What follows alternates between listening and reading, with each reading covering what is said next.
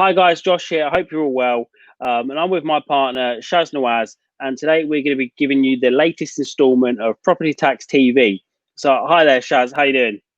Very good, thank you, Josh. And how are you? Yeah, I'm fantastic. I'm glad to be back here and recording some new content to help people be tax smart. That is a very good move, and I'm here for the same reason. That's good. So we're both in the right room. So we've had a couple of questions come in off the back of last week's video. What we'll do is we'll just throw it out there and both answer it as much as we can and make sure that we're giving these people as much value as possible. So a lot of people, when they're starting out their companies, they like to put director's loan in. And we've had some people just asking what records they need to keep and what they need to be aware of when they're loaning money to their limited company. Yeah, that's a popular question, a big question, and it's also one where people trip up quite often. So between the two of us, we'll try and cover as much as we can without getting too carried away in terms of getting too technical, because I know as accountants and tax advisors, we sometimes get into technicalities and people aren't interested in that. So when, let's say, Dave loans money to his company, generally speaking, more often than not, Dave doesn't charge interest. So one of the first things Dave should do is charge interest, and I'll come on to that in a second. But in terms of to answer the question, what records does he need to keep? Most people don't do this, by the way, especially the small business owners or small property investors. But to have a simple loan agreement is good practice. To have a loan agreement with anybody, obviously, is good practice. So why not do it for yourself too? So that just gives clarity in terms of the loan, the interest charge, etc., etc. Now, to move on from that, if somebody is charging interest, then the company needs to file a CT61 return, and this needs to be filed either quarterly or annually. So if Dave was to pay himself interest once a year, then you would file the CT61 once a year. I know, Josh, you're going to cover a bit about the short-term interest. The really interesting question, of course, is how much interest do I charge? And I'm sure you've been asked this question numerous times, as have I. Sometimes people say, do I use the figure on HMRC's website? Sometimes they say, oh, shall I charge what my bank charges or what other banks charge? And I'll be interested, of course, on your take on this, Josh. But the answer really is it depends. So my starting point is this. If you were to go to a bank and say, can I have a loan for X amount, same amount as Dave's going to loan to his company, but I am not going to make regular repayments to you. Above and beyond that, I am not going to give you any form of security, and I am not going to give you a personal guarantee, and you are also not going to be a preferential creditor if my company goes bust. But I promise you, I'm a really good guy, I'm not going to go bust, and I also promise you, although I won't make regular repayments, i.e. monthly repayments, at some point down the line, I will repay your loan. Mr. or Mrs. or Ms. Bank Manager, how much are you going to charge me by way of interest? You can imagine what the answer is going to be.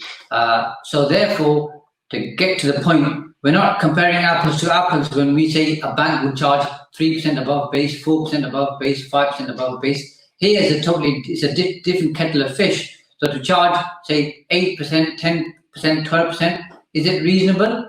Well, I think so. It's reasonable based on the risk being taken because the director has no security. He or she doesn't receive regular repayments. And if the company goes bust, they are not a preferential creditor. Therefore, the risk that they are taking should match the reward.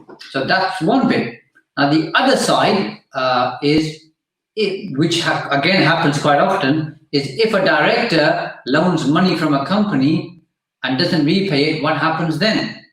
Now, of course, the opposite should apply. The director should pay interest to the company. If they don't, it becomes a P11D charge of benefit in kind. Above and beyond that, if they haven't repaid the loan within 9 months of the year end, then you've got a section 455 tax at 32.5%, but we're not going to cover that today. I just wanted to flag that, and that, Josh, can be a video in the future. So what are your thoughts on directors loaning money and how it should work?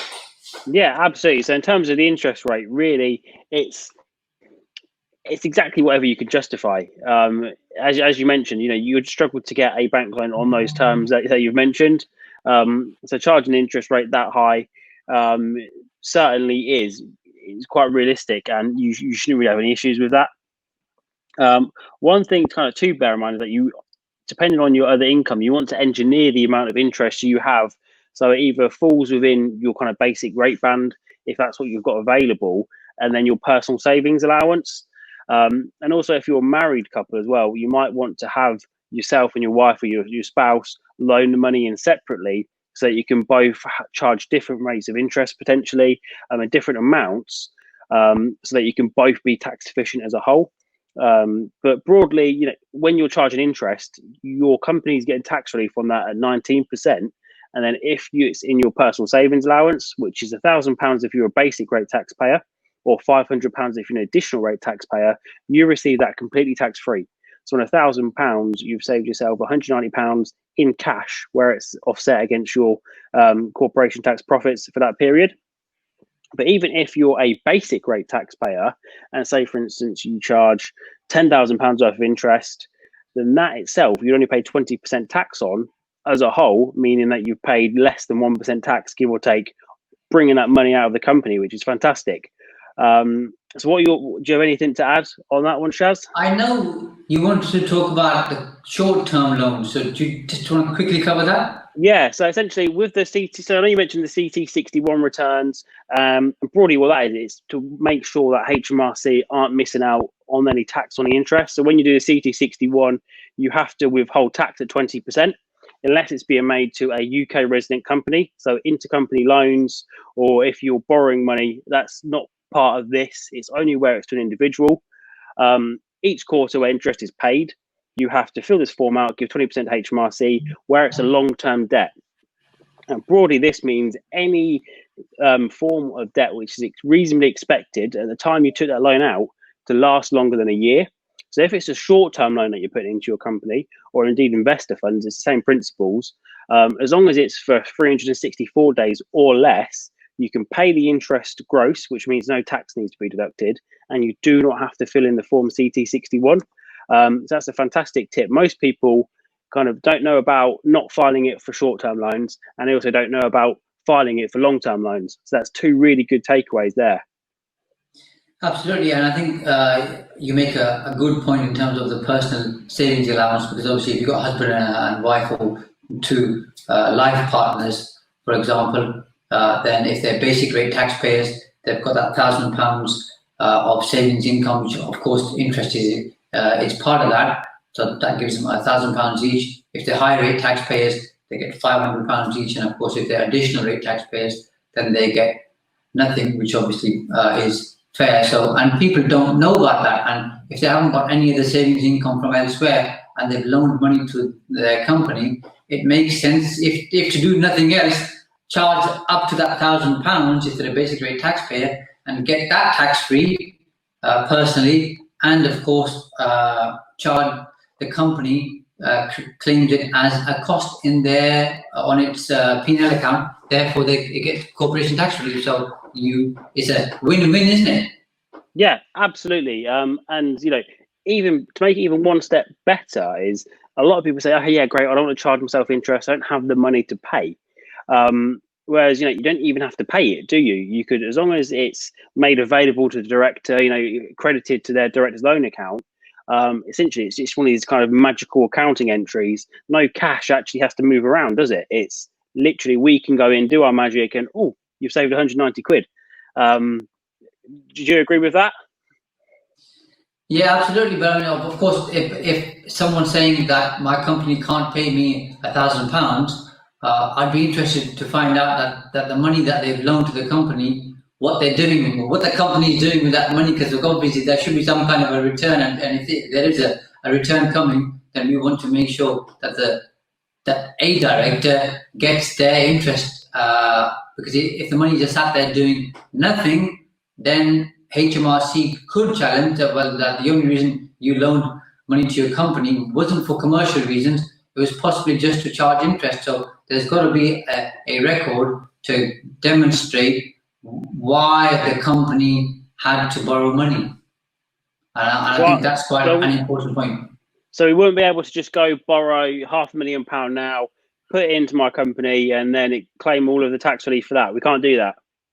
No, because if you just leave it there and the company does nothing with it, and you just keep charging a higher rate of interest, that is going to lead to a very slippery slope. But of course, most often than not, and especially when we're talking about property, when people loan money to their company, it's usually to buy a property or for working capital or for refurbishment or then serviced accommodation to kit out the place. So there's always a reason, and that money is put to good use. But I think it's good for people to know this isn't an opportunity just to charge a higher rate of interest by borrowing the money from the bank and then putting it into your company bank account. There's got to be some commerciality behind it too.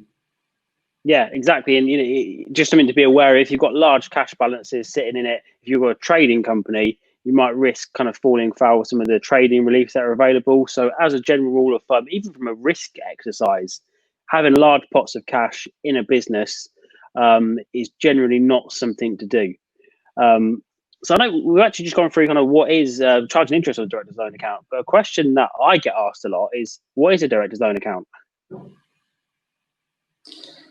It's just like any other loan account, basically. It's money owed to a director that the director or a director loaned to the company or a company. So basically, on the balance sheet, you've got an entry there which shows that either the director owes money to the company or the company owes money to the director. So it's, let's call it personal transactions between the company and a director. But of course, that sometimes aren't personal transactions, so to speak, because obviously if a director's loan money to the company, that's a business transaction, but it's personal to the director.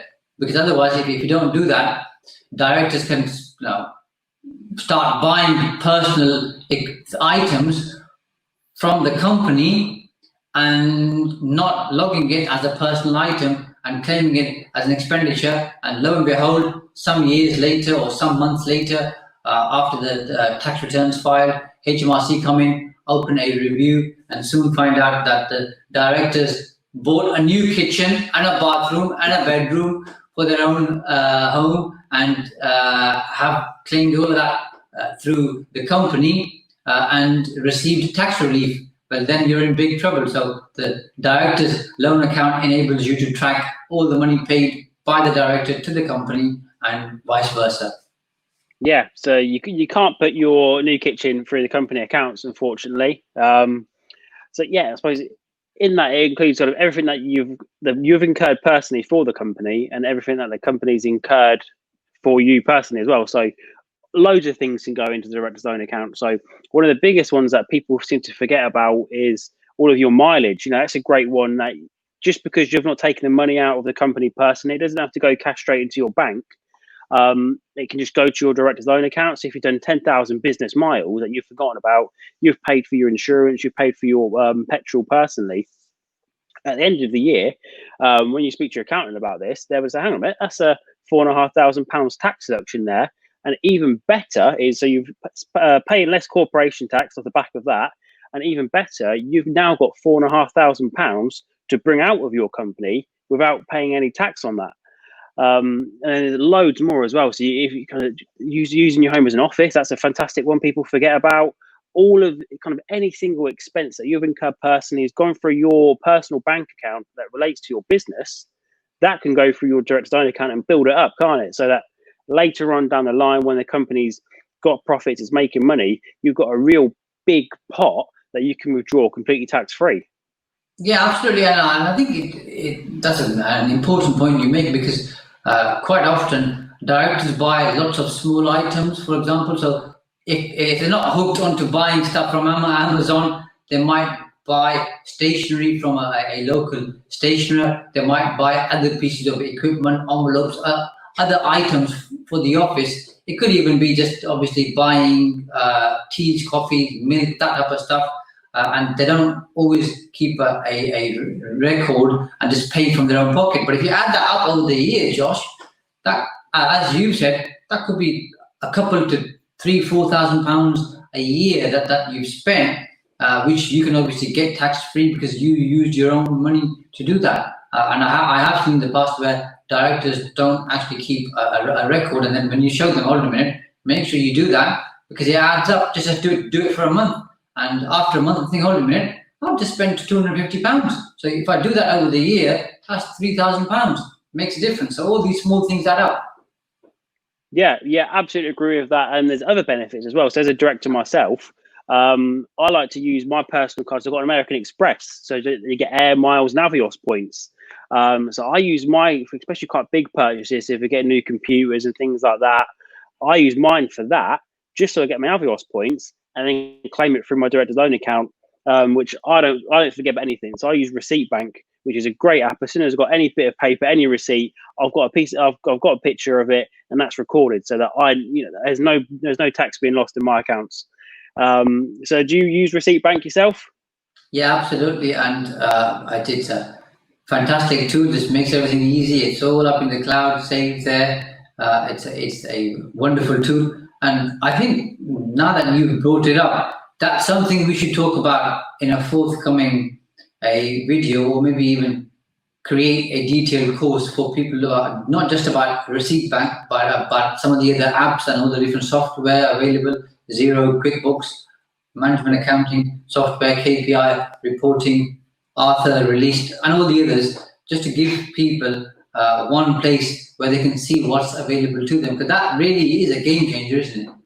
Yeah, absolutely. We've just touched here about the possible tax savings of losing the kind of tax loss, essentially, from losing your receipts. Now, if you've got a software and you've got a good record system to make sure that there's no leakage, a business is kind of like a ship, really, isn't it? If you've got leaks, eventually you're going to sink. And having the right tools and systems and software in place is really going to help your ship not sink but sail. So that's definitely something we should look into, and I've made a note of that.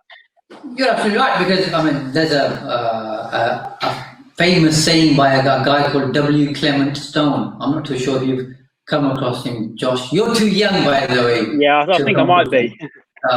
Big in the American insurance industry many years ago, and he said, "Small hinges swing big doors," and he's absolutely right.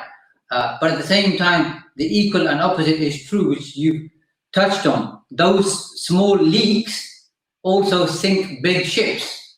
Yeah. So as long as it's good to find those kind of small opportunities which become big opportunities or create leverage. At the same time, it's important to make sure those small leaks, like not recording your director's transactions for things you paid for, those small leaks can sink big ships. So you got to make sure you're safeguarding and looking after both sides. Yeah, absolutely. That's definitely kind of a key takeaway from this, is make sure that your records are kind of well kept. You're not losing anything where possible. Speak to your accountant about this, because I'm sure they'll be able to help. If not, speak to one of us and we'll be able to help. So in terms of key takeaways from today's episode, Shaz, would you say kind of look to charge interest at the very least? And what else would you say is a kind of key point that people should really be following up on? So look to charge interest. Make sure you have a director's account and you're keeping an account of money coming in and going out. If you are going to charge interest, make sure that the company files a CT61, especially if it's a loan of longer than 12 months, because otherwise there are penalties. If the company, you owe the company money, that's a totally different avenue which you're not going to cover, but keep an eye on that too, because that's vitally important. That can go wrong. Keep a document for the loan covering the terms and also the interest charge, just for your own clarity. If something goes wrong, at least you've got a clear record there of what's going on. So those are some of the key takeaways from my point of view. Anything from your side, Josh? No, I think that's it on this one. We've gone into as much detail as we can in such a short amount of time for what is, it's quite a complicated topic. If you in the legislation, it probably takes up hundreds of pages. So we've done as good as I can to help explain it to kind of people, so that everybody can understand it. So yeah, I think that's it for today's episode. Yeah, if you've got any questions that you want answering, send them on, drop them as a comment, send them as an email to Joshua at propertytaxsecrets.com, or send them to Shaz. We'll get those answered for you. But other than that, for today, guys, that's it. We hope you've enjoyed it. I hope you found it useful. So please do like, share, comment, and subscribe, so we know you're enjoying it and we know to keep on doing it. Absolutely. And if you're on Facebook, you can join Josh's Facebook, Property Tax Secrets. You can join my Facebook group, Trust Property Tax Experts. We've both got websites, so we don't have independent accountancy practices, but we've teamed up to bring you lots of great content on YouTube. So we're happy to answer any questions you've got. And of course, if your question isn't linked to directors, loan accounts, and something else, let either of us know. We'll be more than happy to make a video and cover those points for you. We're here to serve you the best we can. Yeah, absolutely. So thank you very much for watching, guys, and we look forward to seeing you next week. Bye. Bye.